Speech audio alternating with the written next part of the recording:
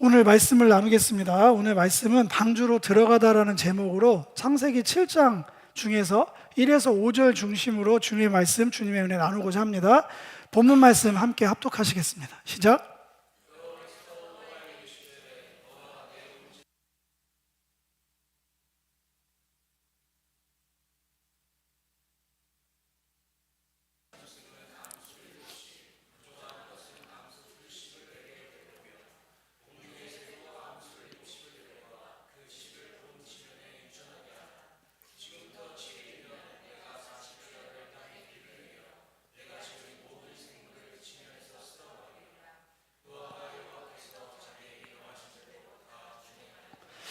네, 우리가 노아 홍수 얘기를 여기 처음 접하시는 분은 전혀 없다고 제가 자부합니다. 영화도 많고요. 이거는 믿음이 있든 없든 노아 홍수 방주 얘기를 모르는 사람은 없고, 근데 그거를 자세하게 살펴봐서 어떻게 알고 있냐고 들어보면 굉장히 어설픈 내용들이 많습니다.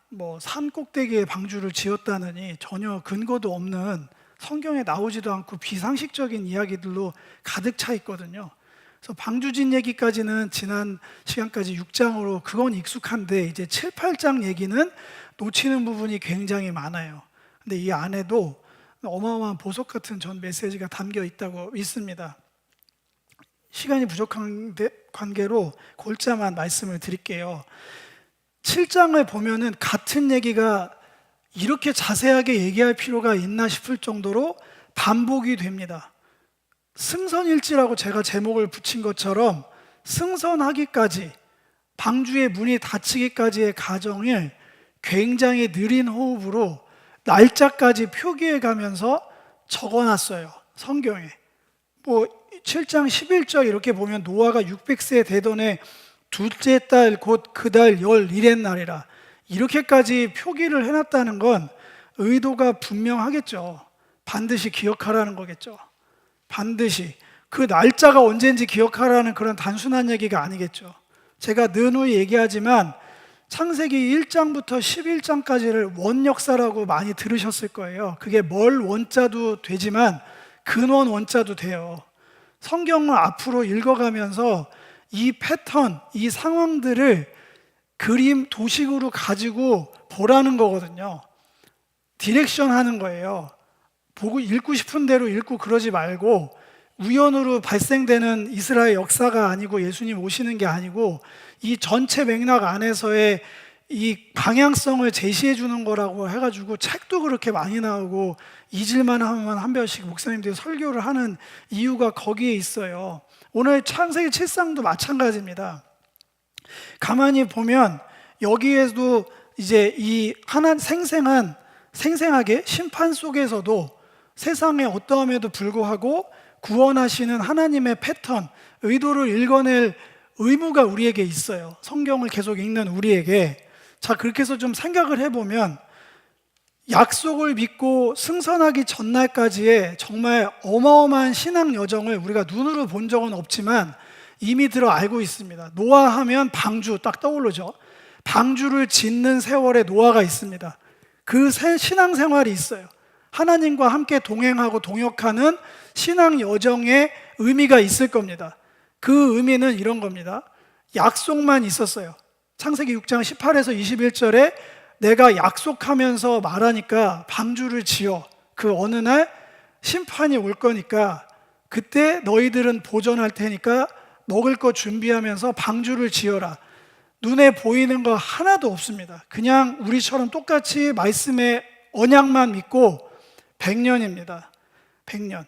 노아가 성경상으로 960원절이 이렇게 살았고 500년까지는 5장에 나와 있으니까, 그리고 600세 되는 해 홍수가 발생했으니까 지금 따지면 40대, 한국으로 따지면 30대 후반에서 40대 중반까지, 가장 요새는 더 올라가야 되겠네요. 40대에서 50대 초반까지의 그 시간의 신앙 여정에 관한 얘기예요. 그때는 노아가 뭘 했다? 말씀만 붙들고 방주를 짓는 신앙생활을 했다는 거예요. 어마어마한 믿음입니다. 어마어마한 신앙 여정을 해온 거예요. 근데 성경은 거기서 끝나지 않아요. 방주 에피소드는 총 3장이나 됩니다. 원역사 중에 가장 자세한 기록이라고 할 수도 있어요. 6장은 방주를 만들기까지, 7장은 승선해서 물이 차오를 때까지, 8장은 하선하는 이야기. 이 풀 사이즈로 극강으로 조명을 하고 있어요.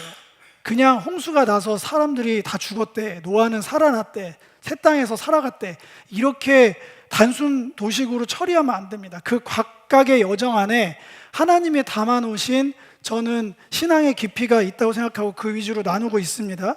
가만히 생각해 보십시오. 홍수와 이 방주는 가만 보면 오버랩 되는 딱 지점이에요. 방주라는 게. 바깥에는 이제 하나님께, 그때까지는 발생하지 않았겠죠. 소나기도 내린 적이 없던 시즌이니까 창조된 모든 것, 창조 질서의 모든 것들이 무너진다. 혼돈공허 흑암으로 무너지는 거야.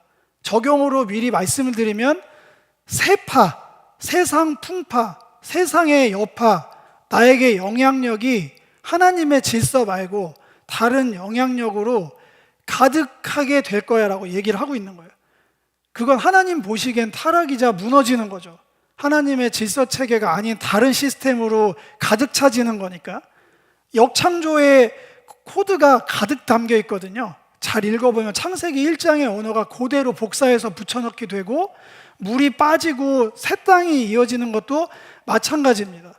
주어도 바뀌어요. 야훼 하나님, 엘로힘 하면서 원전으로 보면 창세기 1장하고 똑같은 흐름으로 이게 흘러가고 있습니다. 그러나 방주는 달라요. 방주에 들어가라 하면서 방주에는 고스란히 창세기 1, 2장의 창조 질서를 보존하는, 원래 구축된 하나님의 질서 체계와 은혜로 살아가는 방식으로 작동되는 그 시스템이 적용되는 시공간은 여전하다 얘기를 하고 있는 거예요. 두 개가 동떨어진 세계관이 아닙니다. 같은 시간, 같은 공간에서 전혀 다른 두 시스템이 홍수와 방주라는 두 글자에 묶여져 있는 거예요. 그 시스템을 얘기를 하고 계신 거고, 참 오늘 여러분들 읽은 본문 안에서 들어가라 하면서 내 앞에서 노아를 향해서 의로움을 보게 됐다 얘기를 합니다. 그러면서 숫자가 다른 숫자 키워드가 하나가 등장합니다. 정결하고 부정한 짐승 구별하면서 7쌍을 얘기를 해요. 이 숫자 바뀌는 것도 나중에 성경 공부 시간에 좀 나누겠지만, 결론으로 말씀을 드리면 하나님께서는 노아에게 그냥 숨을 보존하는 구사일생으로 구조선으로 방주를 만드신 게 아니라고 지난 설교 때 말씀드렸어요. 죽어가는 사람 튜브 던져서 물에 빠져있는 이머징 처치처럼 구호선으로 쫙 가면서 밤 칠흑 같은 어둠에 난파선에 살아있는 사람 있나요? 내가 구해줄게요. 그런 이미지로 많이 방주를 쓰지만 내용이 다르다고요. 노아는 새 시대를 열어갈 구원자였어요. 그 시대의 아담이자, 지난 설교 오버랩하면은 방주에 똑같은 힘을 타고 있던 사람이 모세라고 그랬죠. 모세는 이스라엘 백성들을 데리고 홍해를 가르고 넘어가서 새로운 시즌을 열었던 사람입니다. 구원자들이 타고 있는 방주지 죽어가는 사람 살려놓은 게 아니라고요. 네, 그 방주 안에서 하나님이 바라셨던 것은 구별됨의 시간을 가리키려고 하는 거예요.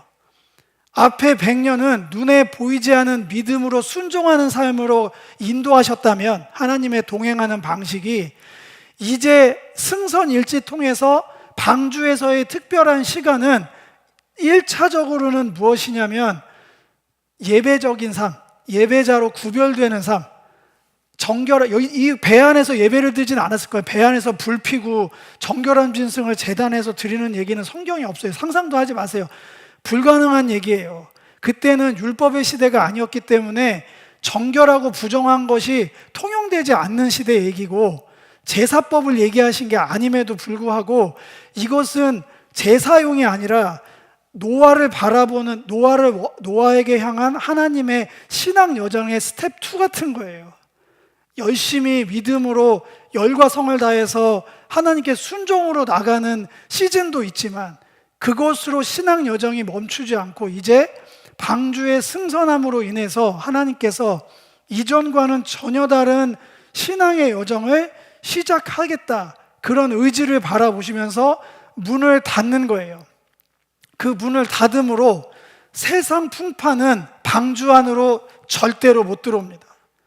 안팎으로 반란원 여러 가지 이런 것들 때문에 절대로 세상 풍파가 방주 안으로는 못 들어오고요. 진공관 같은 그 시공간 안에선 오직 하나님만 바라보고 구별된 삶을 살 수밖에 없는 구조를 만들어내신 거예요. 방주 안의 삶을 가만히 생각해 보세요. 바깥에는 온통 익숙하고 온통 경험했던 거고 의지했던 모든 거는 방주 바깥에 있었어요. 방주 안의 삶은 노아는 단 한 번도 경험해 보지 않은 거예요. 익숙한 거 하나도 없을 겁니다. 네, 가만히 보면 동물들은 익숙하고 식구들도 익숙한 게 있겠죠. 그거 말고는 하나도 자기가 의지할 수 있는 거는 전부 다 물 밖에 있어요. 심지어 방주 만드는 것도 바깥의 스킬로 만든 거잖아요. 하늘에서 손가락 튕겨서 만들어주신 게 아니라 100여 년의 시간 동안 자기의 경험으로 열과 성을 다해서 방주를 만든 거거든요. 방주 안에서는 그게 통하지 않습니다. 의지하던 것, 익숙했던 것, 경험했던 모든 것들과의 단절이 선포되는 거예요. 그게 온전함을 향한 의로워짐의 과정에 필수적입니다. 오늘은 거기에 포커스 맞춰서 다음 스테이지로 넘어가야 될 것 같아요. 그렇게 승선일지를 자세히 기록한 성경은 이어서 그냥 40주야를 물이 터졌다고 하면 될 것을 나머지 7장의 내용들을 지면을 할애해서 이번에는 홍수일지를 또 그렇게 자세히 기록하고 있습니다. 앞에 이 이미지와 내용들을 이어서 가져가면 계속되는 반복되는 단어들은 주목하고 강조하시는 거잖아요. 넘침에, 더 넘침에, 넘침에라는 단어가 계속 물이 불어난다, 넘쳐난다라는 단어가 성경 안에서 계속 반복되고 있는 거예요. 이 얘기는 물이 한 번에 차오르는 게 아니죠. 우리가 알다시피 성전 물지방의 은혜의 물도 정도를 거쳐가면서 채워지잖아요. 우리가 바라는 거는 종교적 엑스타시처럼 푸어아웃 해가지고 한 방에 그냥 어느 집회 갔는데 완전히 변화된 세상을 기대하고 저도 그렇게 되길 바라지만 그런 케이스가 없는 건 아니나 전체적인 맥락에서 그 정도가 있단 말이에요. 진행되는 방향성, 정도가 있는데 여기 물이 차오르는 것도 마찬가지나 역으로 한 방에 첫날 다 죽은 게 아니에요. 제가 그래서 그냥 요새 이해 돕기 위해서 말씀을 드리면 비가 처음 내리기 시작했을 때 사람들은 별로 개의치 않았을 겁니다. 뉴스로만 봤겠죠. 지하철이 물에 잠겼대. 지하에서 장사하시는 분들 힘들겠네. 남의 얘기입니다. 남의 얘기예요. 그러다가 비가 안 멈추고 나라에서 긴급으로 브리핑해서 대책이 안 나온다. 다 도피하라고 했을 때도 측정 거명에서 제가 높은 건물 거밖에 몰라서 롯데월드타워 마천루에 사는 분은 상관없습니다. 어차피 헬기 타고 자기 직장 가는 사람들이라 어우 힘들겠다. 대중교통 마비됐네. 나라에서 잘 하겠지 뭐. 자기랑 상관없어요. 세파가 어떻게 되든지 말든지 자기랑은 상관없는 그런 수준으로 계속 간단 말이에요. 그 이유는 뭐냐면 자기가 세상을 컨트롤하고 적응하고 익숙하기 때문에 그런 거거든요.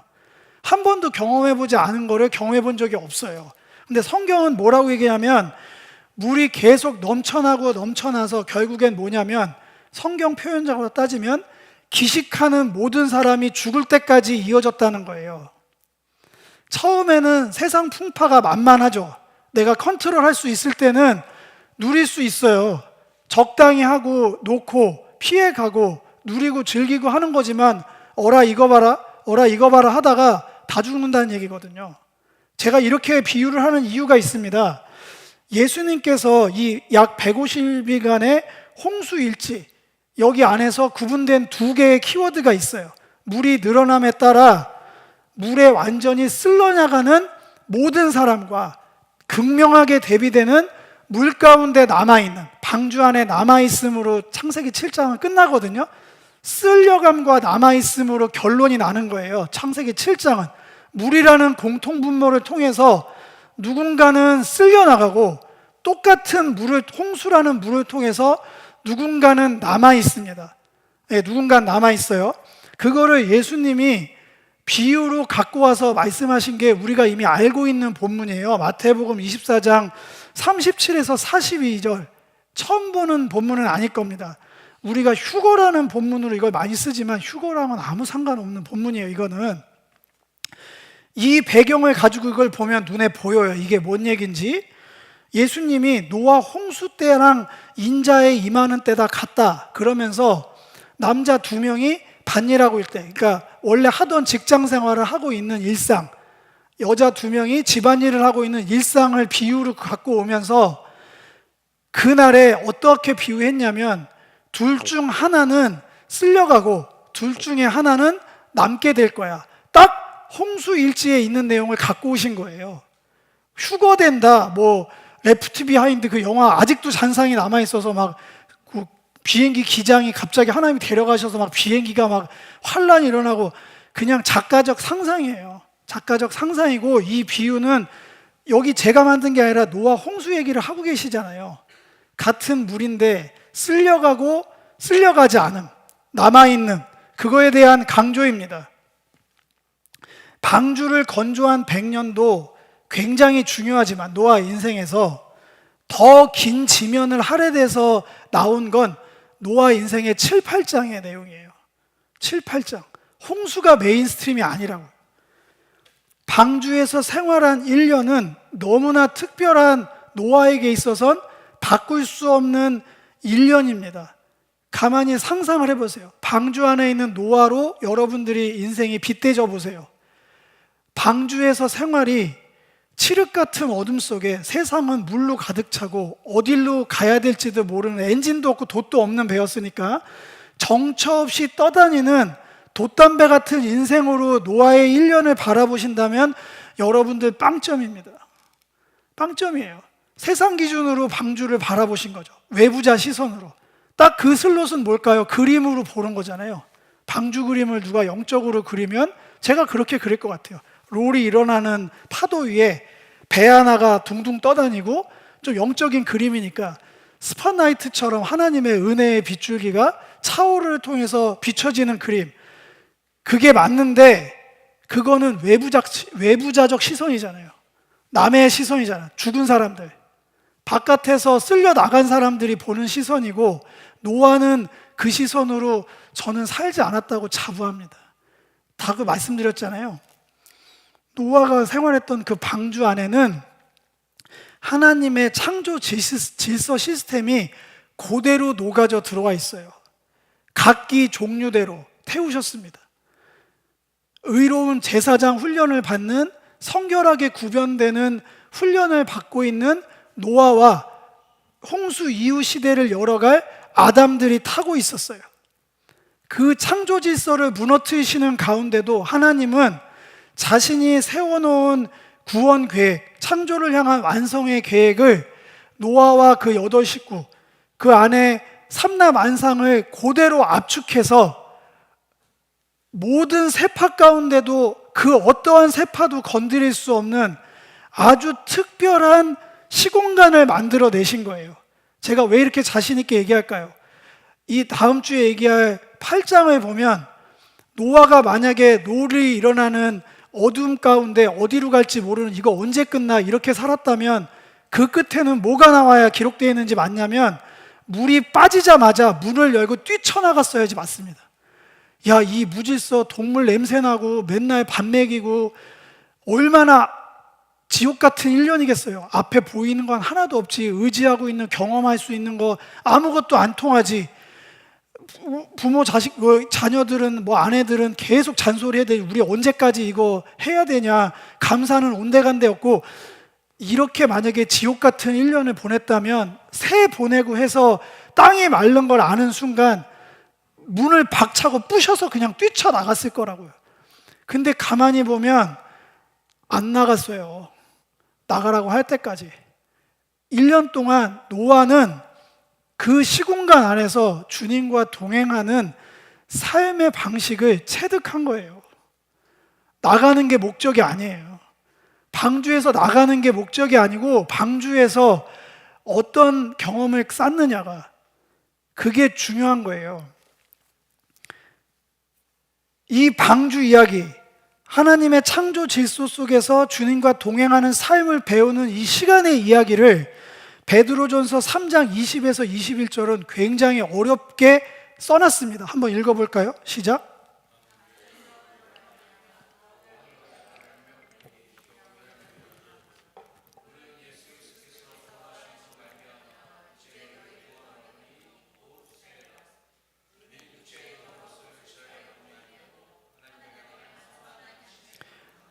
네, 분명히 이 승선과 홍수 일지를 노아 방주에서 물로 말미암아 구원 얻은 자가 몇 명이냐 그러면서 시각을 바꿔놓죠.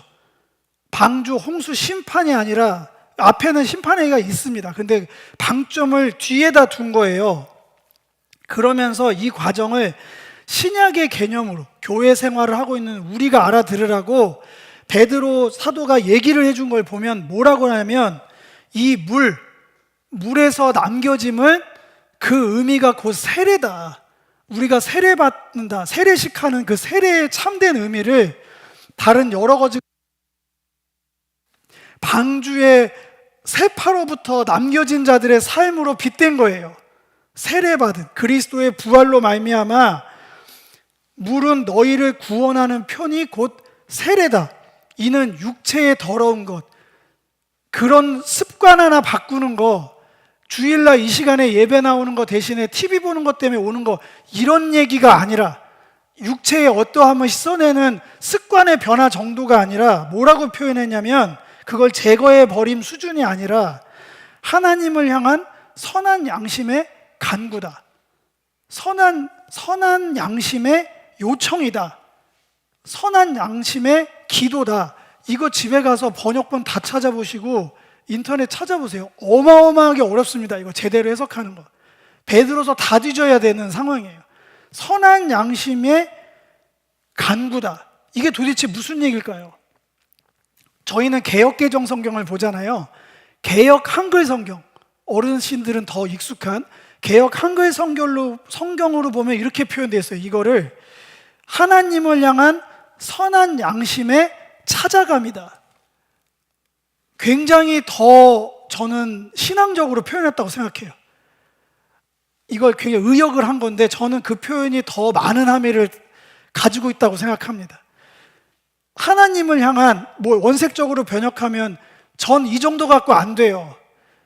이 교회라는 시간을 통해서 제 삶이 완전히 하나님을 향한 중심이 주를 찾는 저의 본질이 완전히 회복되기를 기도합니다. 간구합니다. 선한 양심으로만 주님께 반응하게 해주세요라는 절박한 기도로 볼 수도 있습니다. 그게 세례의 의미라는 거예요. 그냥 세례 받았으니까 우리 교인이다, 성도다 이렇게 해서 넘어갈 일이 아니라는 거죠. 삶이 총체적으로 하나님의 특별한 은혜의 시간을 통해 그 시공간을 저는 교회라고 말하고 있는 거예요. 교회의 시간을 통해서 하나님과 동행하는 삶의 방식을 온전히 배우는 걸, 그걸 저는 은혜라고 얘기하고 싶습니다. 그 은혜로 충만해지면 선한 양심이 깨어나는 거예요. 우리 중심에서 성령이 호소하는 대로 내 삶이 인도되는 거예요. 그러니까 크리스찬 라이프를 이론적으로 얘기하면 제일 쉽거든요. 모르겠어요. 여기 혈기양성에서 아직도 내가 주도하는 인생으로 살아보고 싶은 열망이 계신 분이 있을진 모르겠지만 제일 행복하고 제일 자유롭고 제일 수지 맞는 인생은 누군가가 책임진다는 사람이 확실하게 인도해주는 사람을 따라가는 삶이 가장 행복하고 자유롭고 평안합니다. 자기 주도로 어디까지 결정할 수 있을 거라고 생각하세요? 얼마나 내다볼 수 있을까요? 자산 관리를 그렇게 하면 그 포트폴리오대로 된다고 확신하시나요? 그렇게 됐으면 전 세계가 다 부자였겠죠. 단순하게 그거부터 시작하면 인생 항로가 자기가 개척한 대로 되는 사람이 몇이나 있을까요? 그렇게 되고 있다고 떵떵거리는 사람의 삶을 끝까지 한번 보셔본 적 있어요? 제가 아는 진솔하게 사는 삶의 마지막 자리는 항상 같은 얘기를 하던데요. 하루하루를 진실되게 사는 것 말고는 없다. 이거는 특정인을 얘기하는 게 아니에요. 정상적으로 살아간 사람들의 마지막 삶의 고백은 단어만 틀렸듯이 다 똑같습니다. 하루하루 진실되게 살아가는 거 말고는 인생의 의미는 없어. 그런 의미에서 제가 지금 제시하는 이 방주라는 교회에서의 특별한 시공간 안에서 여러분들이 기대하는 바는 상향돼야 됩니다. 그냥 예배라는 워십 서비스를 받고 돌아가고 익숙하고 경험되어지고 의지하는 거에 뭘 하나를 더 보태서 새로운 경험, 조금 더 익숙해진 어떠함, 새롭게 더 의지할 어떤 것들을 채워가는 걸로 끝낸다면 그건 방주는 아닐 것 같아요. 여기 적어오진 않았지만 예수님이 산상수훈 마지막에 했던 비유를 말하고 싶습니다. 세파의 휩싸임은 항상 있을 거야.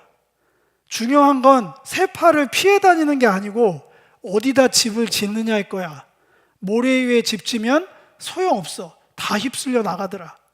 반석 위에 진 집이어야만 세파를 이겨. 방주는 그런 데거든요. 교회는 그런 데여야 해요. 이 문을 나가면 세상 세파를 싸워서 역으로 가거나 버텨볼 의지가 있는 성도 거의 없습니다.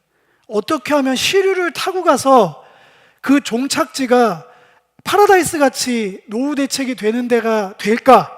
조금은 더 나은 삶을 살까로 아마 세파의 흐름을 잘 타고자 하는 니즈가 더 클 거예요. 성경적이지 않습니다. 저희는 그 세파를 쫓아서 타고 다니는 사람들이 아니고 성령의 흐름을 쫓아가는 사람들이에요. 세파는 방주에 못 들어와요. 하나님이 닫으셨거든요, 방주의 문은. 우리가 세상 밖으로 너 이제 됐으니 나가라 하는 것도 하나님이 결정하세요. 그 전의 시간은 충실하게 방주로 들어가는 삶을 택하셔야 됩니다. 이전 삶과의 절연을 택하셔야 돼요. 새로운 삶과 만나셔야 됩니다. 방주 안에 남겨진 사람들의 특별한 삶의 스킬들을 자기 몸에 배는 베개, 습관화 될 때까지 살아내셔야 돼요. 그게 교회가 이 땅에 존재하는 이유입니다. 은혜는 의미 있는 삶의 변화의 다른 말입니다. 은혜를 받고 또 받았는데, 은혜 위에 은혜를 받았는데 의미 있는 삶의 변화가 생기지 않는다? 저는 그게 더 이상합니다. 역으로 묻겠습니다. 우리 안에 믿음이 있음을, 내 안에 하나님이 주신 생명이 있음을 제가 어떻게 알 수 있습니까? 그걸 목사가 분별해 줍니까? 교회가 직분을 주면 그게 자격이 되는 거예요? 그건 하나님만 아시는 거잖아요. 저희 인정할 건 하셨으면 좋겠어요. 그 영역은 말 그대로 하나님의 영역이에요. 인간은 절대로 분별하거나 판단할 수 없는 신적 영역에 관한 내용이에요. 우리가 구원을 얻고 우리 안에 거듭난 생명이 있고를 감히 누가, 인간의 누가, 어느 직분에 어느 위치에 있는 누가 판단해서 당신은 구원받은 것 같습니다, 아닌 것 같습니다, 그걸 감히 누가 어느 정성평가, 정량평가로 그거를 말해줄 수 있을까요? 유일하게 결정하시는 분은 하나님이고요. 이 땅에서 우리가 경험할 수 있는 맥시멈은, 제 경험 안에서는 생명을 낳을 때, 꽃으로 비유하면 그 꽃이 펴졌을 때야 내가 배꽃이구나, 내 안에 자양분이 돌고 있구나, 그걸 알 수 있는 거거든요. 내 안에 나도 몰라요. 하나님이 가르쳐 주신 삶의 방식, 그 창조 질서 속에서 훈련되고 준비돼서 세상 가운데 믿음으로 선택하고 하나님의 생명을 발현하는 그 순간이 돼야 내가 하나님의 사람이구나, 내 안에 하나님의 창조 질서와 하나님의 은혜로 내가 살아가고 있음을 그때야말로 기식하는 생명으로 살리는 자로서의 삶을 살아가는 거예요. 그 전까지는 사는 영, 구분하자면 첫사람 아담은 사는 사람이었는데 마지막 아담은 살리는 영이다. 굉장히 쉽지 않은 얘기지만 무슨 뉘앙스인지는 알아들을 거예요. 살리는 영으로 살아가야 내가 생명인 거거든요. 그거를 종교용으로 바꾸면 생명이 생명을 낳는다고 하는 거예요. 믿음에서 믿음으로 계속해서 나아가는 거죠. 믿음으로 구원받는 거는 그래서 아주 분명한 명제입니다. 믿음으로 구원받는 게 맞아요. 그 믿음을 저는 설명하고 있는 거예요. 교회는 좀 기분 나쁘실 수도 있겠지만 인큐베이터예요. 여러분들이 다 사회적으로는 출중하시고 사회적 지위와 위치가 분명하신 걸 알고 있지만 저는 목회자로서 말씀드립니다. 교회는 인큐베이터예요. 극단적으로 공급받아야 됩니다. 거기 안에서 하나님의 은혜를 경험하고 무엇보다도 지독한 홍수처럼 차오르는 언제든지 집어삼키고 내 삶을 휩쓸어갈 세상 풍파 속에서 방주에 남겨진 자로서의 삶을 체득해내셔야 돼요. 그래야 세상을 이겨요.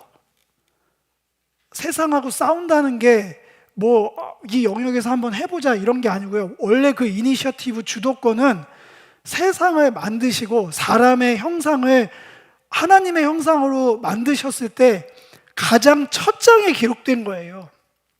그 주도권은 원래 우리 거라고요. 원래 우리 거를 자연스럽게 찾아오는 거예요. 억지로 싸울 필요도 없어요. 하나님이 만드신 세상은 하나님의 방식으로 살아가는 게 원래 방식이기 때문이니까 뉴 노멀에 적응해 가면 그게 세상을 이기는 방법이에요. 원색적으로 얘기하면 영리법인은 이득을 위해서 살잖아요. 우리 모두는 자신의 유익을 위해서 살잖아요. 근데 뉴 노멀로 살아가는 전혀 다른 인생을 살아가는 남을 위해 사는 사람들로 가득한 세상을 상상해 보셨어요? 경험 못 해봐서 상상을 잘 못하죠. 그게 천국이에요. 제가 기대하는. 거기 살면 악다구리처럼 세상에 살아남을 걱정을 하지 않아요. 에덴 동산에서 아담이 내일 생존하기 위해서 살아갔을까요? 사명을 위해서 살았을 거라고 확신합니다. 그걸로 돌아가자는 얘기를 하는 것 뿐이에요. 뭐 특별히 교회에서 24시간 충성 봉사하세요. 저희 교회에서는 할 일이 없으십니다. 예배 모임이 그렇게 많지 않다는 얘기예요. 그거 자랑할 일도 아니지만 진짜 게임은 교회에서 준비된 대로 은혜대로 세상 안에서 세파에 휩싸이지 않는 거예요. 그러면 알아볼 겁니다. 대단하다. 어떻게 여기서 저런 선택을 할까? 그동안 잘 보면 말씀을 살아낸 사람들로 이어지고 이어져서 오늘까지 온 겁니다. 말씀이 텍스트로만 있는 게 아니에요. 컨텍스트 안에서 사람의 삶을 통해서 복음은 전해집니다. 성육신의 의미는 거기 있어요. 안 그러면 천둥번개 소리로 설파하셨겠죠. 공포 속에서 바다 적거라. 제가 믿는 기독교는 성육신이 핵심입니다. 곧 성탄절이 오지만 그날이 주님이 오신 날이 아닌 거 우리 다 알지만 기념하잖아요. 성육신의 의미를 기리는 날로. 인생의 변화가 절실합니다. 의미 있는 삶의 변화가 교회를 통해 일어나기를 간절히 소망합니다. 의미 있는 삶의 변화를 선한 양심의 간구로 주님께 요청하세요. 기도하셔야 됩니다. 이 정도로 안 됩니다. 저의 삶은 완전히 변화되어야 됩니다. 연속과 불연속성이 있죠. 이 설교를 해도 우리는 연속된 것 세상으로 돌아갑니다. 그건 벗어날 수가 없어요. 그걸 벗어나자고 하는 얘기가 아니니까. 그러나 그 연속선상 안에서 반드시 불연속적인 특별한 하나님의 은혜가 이어지고 또 이어지기를 간절히 축복드립니다. 기도하겠습니다.